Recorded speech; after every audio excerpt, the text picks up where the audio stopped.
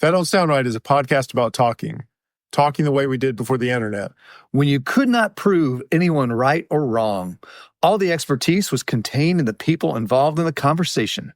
We hope you enjoy our conversations. And as you listen, if you find yourself silently saying, "That don't sound right," send us a comment. You're one of us. Today it hit me. You are being avant-garde, edgy, even a little metal. Meta.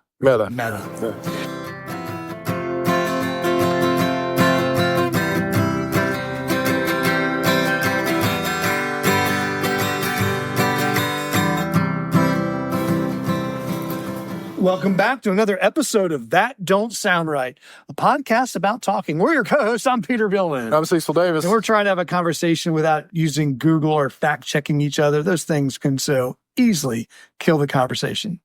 And you know what's killed the conversation for me this week? The frigid temperatures? The bitter cold that we've been living in for. Bitter cold, Cecil says. So if you don't live in our vicinity, if you're one of our international listeners, it's been cold. Yeah, I mean, unusually cold. Yeah, I think today was in Celsius -2. Really? Yeah. So it's been below freezing pretty much all day, and we got we didn't get any snow really, but it's been cold enough to snow. Yeah. And it's in North Carolina, normally you have a few days of cold and then it warms back up, but we've had 2 solid weeks of cold. I'm happy to say that this cold weather should kill all the weeds, kill all the bugs. So when the spring comes, right, my African violets and clover and chickweed should be dead. And we were talking about that this week, weren't we? Yeah. How to get rid of that. Just the other day, how do you get those African violets out of your yard? And you do it the manual way. You pick them out. Pick them out. That's impressive. Right. Or you do it by the almanac, which I think we're going to do. You do it by what? The almanac, the moon signs in the almanac. I don't think that's going to help you. Do you have an almanac? Do you buy a farmer's almanac every year? Not anymore. You used to, though. Yeah. Because you wanted to be a farmer in Cary. So I want to be a farmer. This is not the Cary Cecil buying the almanac. Right. This is Bizarro Cecil. Now that I think about it, I think I had an almanac every year because my granddad had. Okay. Which makes sense. Right. Yeah. You come from a long line of farmers. Yeah. So the one who was lived in Blamer, CA, he was the one that had the almanac. I've never really read one or through one. They're very unusual things. You should pick one up and look at it. All right. Because they have a lot of planting by the signs in there. Yeah. When to plant. Okay. That kind of stuff. It's very interesting. I really need some help in my garden. Well, maybe the almanac is for you. Maybe we're going to try it this year. I'm down to, getting old documents now to try get something to grow in my garden. Yeah, almanacs to me were always a little bizarre. Well, tonight we have got a mailbag episode. Welcome back to the mailbag. Let's get out that mailbag and see what we got here. So now this is a little, I think I told you, this is a little early for a mailbag episode in terms of the amount of time that's gone by. The last mailbag episode we had was number 162. Oh, it wasn't that long ago. No, it's not. Not. This will be number 175. Our volume of mail has been such that I feel like it's time to do one. Well, we should go ahead and do that. And I agree. So I've got us lined up some interesting emails that people have written back to us and maybe some more things to bring up, but we'll try to stay within our allotted time. Thank you for doing all that work. In podcast time, we try to allot it. So your commute or your walk outside will wrap up when we wrap up. We don't want anyone to have to drive too far or walk too long. For the record, Peter did all the work for this podcast. I did none of the work. In fact, I even forgot my book, my podcasting book. It'll be very interesting at the end when Cecil has to get the credits. Hey, but let's kick it off with, it's always good to kick it off with listener number 1's emails. He sent one talking about episode 159. So this actually goes before the last mailbag. We didn't get to do his particular letter on this one, but it's on negative feedback. Mm-hmm. You remember the negative feedback episode? Yes. We were talking about negative feedbacks in nature that shut down particular systems. And this one was the binding of nitrogen in plant roots. Right. And how you thought that was just plainly a bad idea. To turn that off. To Yes. turn that off, right. And I think we all agree with you. Scott agreed with you. But however, he noticed something. He noticed something about this particular episode. He says, you guys almost had me. I almost fell for your near perfectly executed ruse. Huh. While listening to a little negative feedback, I was thinking what you wanted me to think. That you forgot to edit the podcast. Today it hit me. You were being avant-garde, edgy, even a little metal. Meta. Huh. You're creating your own negative feedback loop by enticing negative feedback from your audience. You lower expectations with your self-deprecating humor, your folksy just a country boy from Cary demeanor and conversation, and certainly sounds like it is both uninformed and spontaneous. But in reality, we are all part of some social engineering experiment. And trust me, I'm going to keep listening until I figure out what it is. I may even listen to the entire library backwards. Possibly there's a code hidden in the banter that will reveal your true intentions. In addition, man, listener number one, he writes a really good letter. He's emailer number one, too. Yeah, he does. He puts a lot of work in these emails. But Scott, if we were only that sophisticated, I can tell you the secret behind that episode. Go ahead and tell us. I uploaded the wrong file. There was an unedited file and an edited file, and normally the only edited file is the MP3. But because of the way I had edited this particular episode, I'd ended up with 2 MP3s. And I just mistakenly uploaded the unedited MP3. Which he thought you were seeing if anyone would even notice.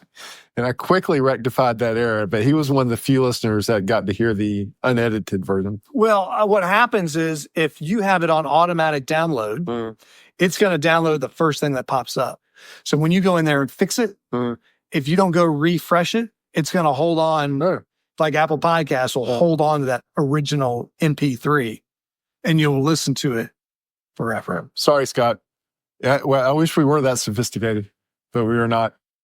Well, I was going to let them run a little bit longer on that, but that's fine. You can let the cat out of the bag.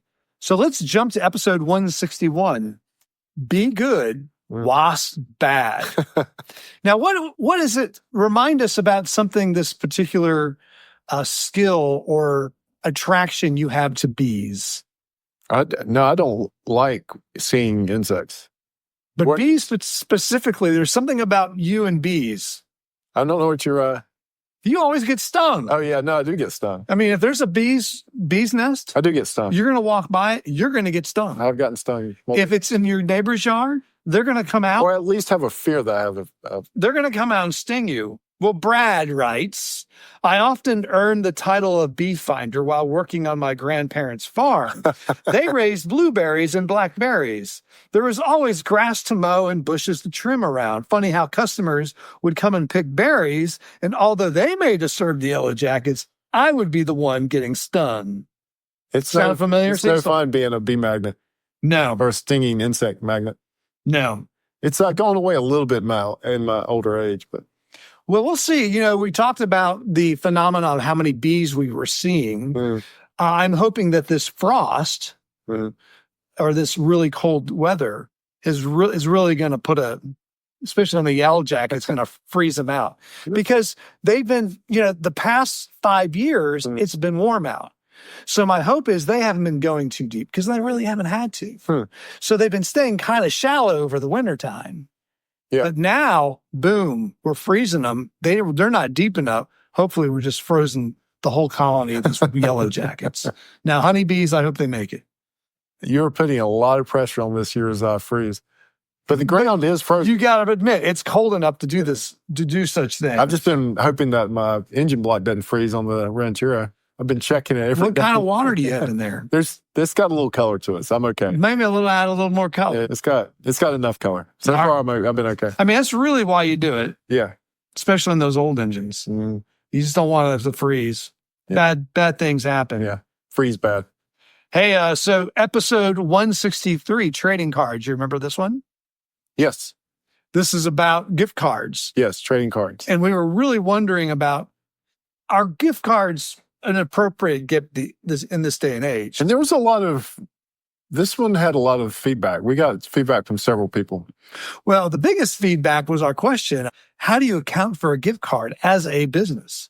We had an accountant write in, didn't we? I had the accountant. I had two accountants write in. Bill, from where I work, and then Michael, also the accountant. Yes. They both sent lots of information, even a link to another article.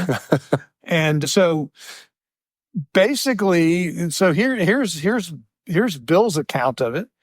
From an accountant, you recognize the income on the gift card when the services are rendered, not when the gift card is purchased. Gift card accounting works like this. You sell the gift card. You receive the cash. You record a liability on the balance sheet. You do not record revenue at the time that you sell the gift card. It's a liability. And that represents the fact that you owe someone merchandise of a certain value that they can redeem anytime. Now, did Michael agree with that? This is Michael. Oh, that is Michael. Yeah, and this was also Bill. So they both agreed. They both agreed, yes. Now, if the gift card reaches its expiration date and isn't redeemed, then you get to remove the liability and claim the revenue. If your gift card doesn't have an expiration date, then the accounting gets a little more interesting because you can reasonably assume that some of the gift cards won't be redeemed. And then you use various accounting estimates to record a portion of the gift card balances over a certain age as revenue. All that said, gift cards are still great for businesses because they get the cash. Cash is king. And because so many of them are never redeemed and are eventually counted as revenue. I still think it's crazy that we take something that's universally accepted, cash, and turn it into something that's only accepted at one store. Isn't it genius? Someone come up with a genius. That's almost as genius as Starbucks is. We did not come up with that. No. Hey, let's go to episode 164. Don't yawn. This had a lot of feedback too. It did. Our first email we got was from Pat. Our friend Pat. Friend Pat. And she didn't really write an email. It's just the title that says horses yawn. So she was backing up the question we had. Do animals yawn? What animals yawn? Have you seen animals yawn? And well, horses yawn, according to Pat. Brad writes, dude, I yawned 8 times listening to that episode. I yawned during the episode. He does have. No, I didn't yawn during the episode. No, you kept didn't. trying to make you yawn. Maybe you'll yawn right now. How's it going? I'm good so far. Okay, all right. Brad had the same question about the act of laughing. He thinks it's a part of a sense. It's a reaction to some overload of brain activity. But what's happening mechanically in the body? How is it that you can laugh so hard sometimes that your sides hurt? Is it good for you? Maybe like you can strengthen your abs just by laughing. They say laughter is the best medicine. Reader's Digest says that. Reader's Digest. I used to say that. Is that also quoted in the Farmer's Almanac, as I'm wondering? I think we could get 3 or 4 episodes out of a Farmer's Almanac. Vern also writes about the yawning episode. He just says, go watch an episode of the TV show House. I've never watched House. Have you ever watched House? I've watched House. So season 3, episode 22. And I went and tried to read. I read a synopsis of the episode. I couldn't figure out what was going on. So I guess we're just going to have to watch it. Do you know what the premises of the show is? I really don't. Well, the guy's he's a doctor. He's a doctor, but he gets like the strangest of the strange cases. Are those called zebras? I don't know. And then he figures them out by the end of the episode. Okay, so he gets the strange. There's usually some guy. It's like a medical Sherlock Holmes thing. So we had another email on this one. This is from Blake. So this is the son of our international brand ambassador. Okay. Blake is at the United States Air Force Academy. That is double impressive. And so you know how there's some people or some kids that grow up and do things and you are just so impressed, Cecil. Yeah. So Blake is that guy for me. 'Cause I wanted to go there. Oh, that's right. You did. Yeah. I wanted to go there. He's there. He's there. I'm so impressed. Yeah. I can't wait. It's very impressive. I can't wait to hear what he does. But he and I are the same. At least when I was his age, he writes this. I've noticed I yawn the most in church. but not when I'm sitting. I always yawn during songs. Really? And not even the slow songs, but a lot of times it's during the songs I love singing. But the urge to yawn comes over me and I can't fight it. And I remember when I was in high school, I would always yawn uncontrollably during singing. Really? Unbelievable. My mom and dad would look at me and just give me the stink eye. Why are you yawning? This is sing. I don't know why I'm yawning. I don't know why I'm yawning. I don't yawn anymore when I sing, but he did. Maybe it's a youth thing. Maybe so. I have no idea, but he and I are the same. But he got to go to the Air Force Academy. I didn't. And then this one also, he talked about episode number 165, chicken. Right. This was one of my favorite episodes. This was a crazy story, Cecil. What's the crazy story? The crazy story in that episode was I was on a bus. It was a junior high bus. School bus driven by a high schooler. Well, that's the first crazy part. High schoolers are driving middle. I told another buddy of mine this week that I work with. He drove the school bus during high school. Yeah, nutty bananas. But they did a game of chicken with the two school buses on a one-way street, basically. So Blake writes this. He says, I feel like any talk of chicken is incomplete with this variant. Kissing. You get two guys or two girls, and they have to kiss. But whoever backs out first is the chicken. This isn't like a real kiss, but your lips may brush, and everyone thinks it's super scandalous. I've never heard That's pretty good. Yeah, I've not heard of that game of chicken before. I noticed that we've done a lot of chicken-related material. Well, we still have to talk about chickens eating meat. No, I'm looking forward to that. We are. We're going to listen number one on his chicken. Why is that? We're a chicken-heavy podcast. Well, chicken-heavy, car-heavy, outdoor adventure-heavy. Yes, but we've done a lot of chicken material. Interesting. We probably need to maybe do a website of just chicken episodes. Chicken episodes. So Josh wrote in about the Happy Birthday Dad episode. He writes, your dad sounds a bit like my dad. He also worked in a heavy production facility and was one of those gentle giants that would stand his ground. So I want to make another comment on that episode. Yeah. We'll recap that episode. That episode was just, I told 4 stories about my dad just from his life.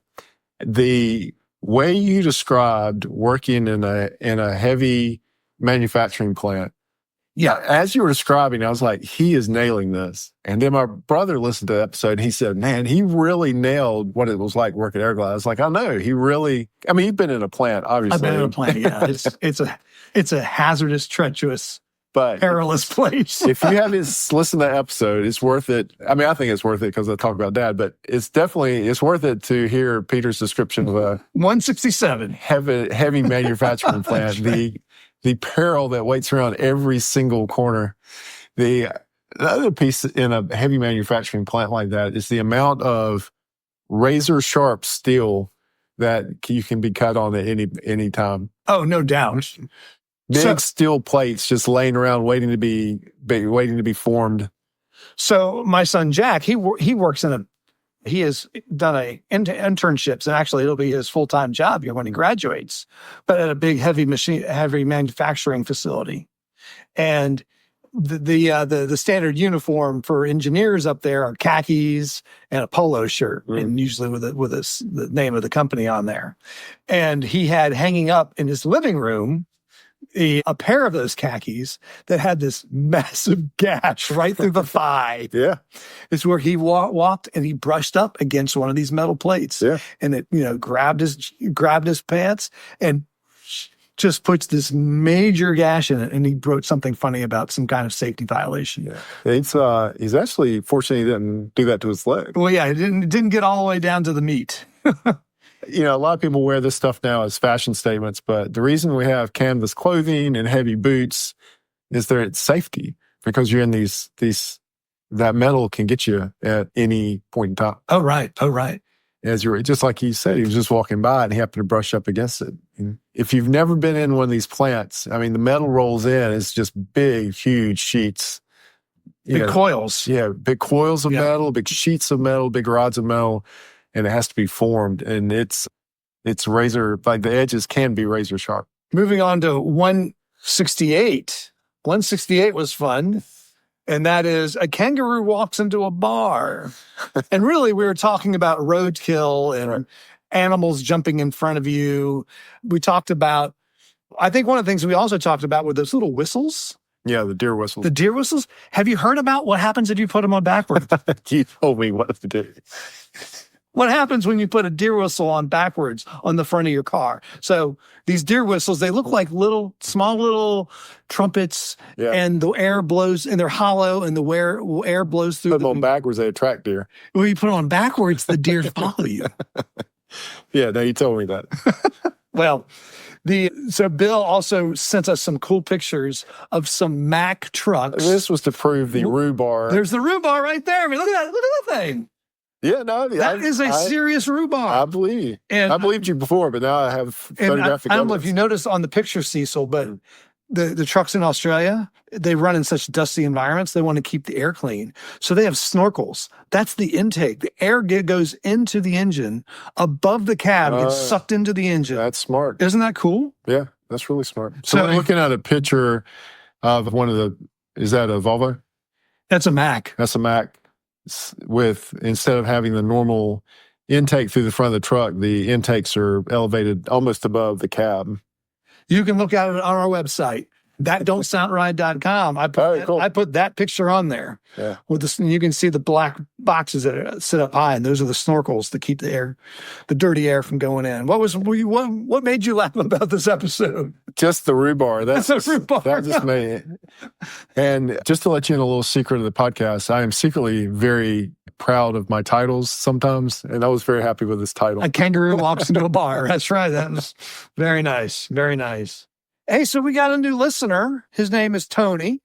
He says he's likely not Guilford County listener number 1, because I don't think he is. I think, because I already know at least a couple other people in Guilford County that have been listening. But hey, he's been listening. Spotify had sent him some episodes to listen to. He and I used to go four-wheeling a lot down at the Uwharrie National Forest. And he says, well, when he goes four-wheeling, he has me on. He says, so even though I'm not there, I'm there. Nice. So thanks, Tony. Thanks for listening. He said he liked us and subscribed us. It might be his first digital subscription. He doesn't know what to expect. And quite frankly, Tony, neither do we. So on the top secret line, Lisa always calls in, our listener in the mountains, and we discuss the episodes. She always has good follow-up stories. Our listener down in Alabama, Chris, has also offered us his cousin's husband is a vet that has seen snakes and rodents and birds. So we were talking about that on a recent episode. 174, see you in the spring. That's where we were burying turtles. Chris also asked if the trip I was referring to, or almost froze to death, was a trip with him, because we also had a very cold trip. Yeah. But the trip I was referring to was actually one where I was sleeping in a Kmart sleeping bag, which is about a half-season bag. Yeah, it's that one probably you could sleep in the summer. Oh, yeah. You could sleep in it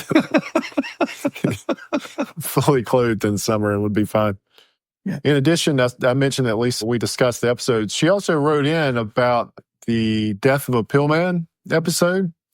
And just what we're talking about, we're going to probably need less and less pharmacists as time goes on. She also had some things to say about we talked about flying an ultralight. When did we do that?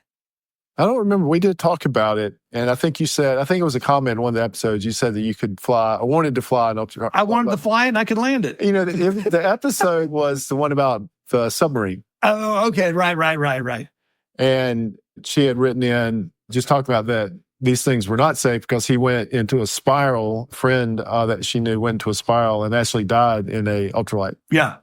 Okay. And John Denver was messing around changing the fuel from one tank, from the reserve tank to the main tank when he spiraled. And that's how John. That's right. She included in her letter. Yeah. That's how John Denver died, was in an ultralight. And then she also talked about having business, giving gift cards, but then those businesses going out of business. And so what do you do then? which then in most cases, there's nothing to do. that means you have a debit that you can never get back. Keep the letters coming, keep the emails coming, keep the secret. Oh, if you want to send a letter, that's great. Don't also, episode 174, see you in the spring. Oh, the turtle bearing. The turtle bearing episode. A couple interesting facts about that one.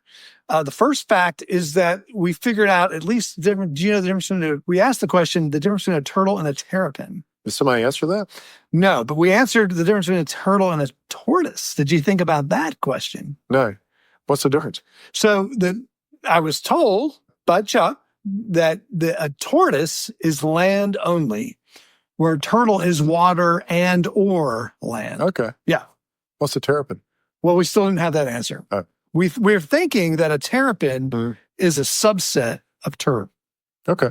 It's a kind of I'll take the turtle. the Billman effect and believe that one. And then there's also we have a coworker, and she raises exotic fish. Literally raises them from eggs. Oh, wow. Breeds them, gets the eggs. That's really cool because that keeps it from having to be harvested. So that's great. Yeah. And she buys her own medicine and administers the medicine really cool. To heal them in the event they get ill. Yep. No, that's cool. I think it might be interesting to invite a vet to talk more about these things. Well, we've had 2 offered so far. You know somebody, and then our listener in Alabama has offered a vet. So I think we might need to just take them up on it. Yeah, just talk about it. It'd probably be interesting just to talk to a vet anyway. Right. All the stuff they see. What's the craziest thing you've seen? What's the craziest thing? 1 in a million odds, Doc.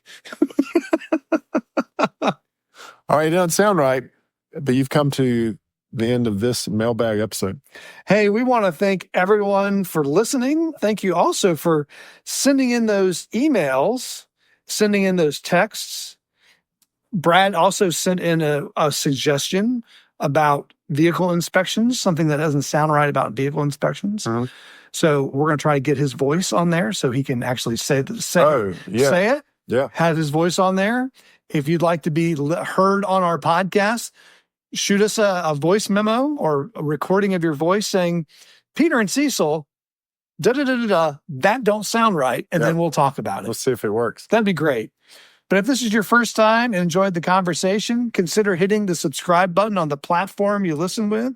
Also, if you're a longtime listener, give us a rating, leave us a review so others can easily find us and join the conversation. I noticed we have like 34 ratings now on Apple Podcasts. Oh, wow. Yeah, it's Still great. got the bad one, right? We still have the 1 star. That's right. We can't erase that. That Don't Sound Right is a production of TDSR Podcast in conjunction with the Campbell City Studios. I am your host and your sound engineer. Peter does your web design and is your other host. Emily does our graphic design. Ella does our IG. Camille is our barista. Brent is our international brand ambassador. Giorgio tests our merchandise. And as always, listener number 1 is Scott. So until next week, keep talking. And stay curious.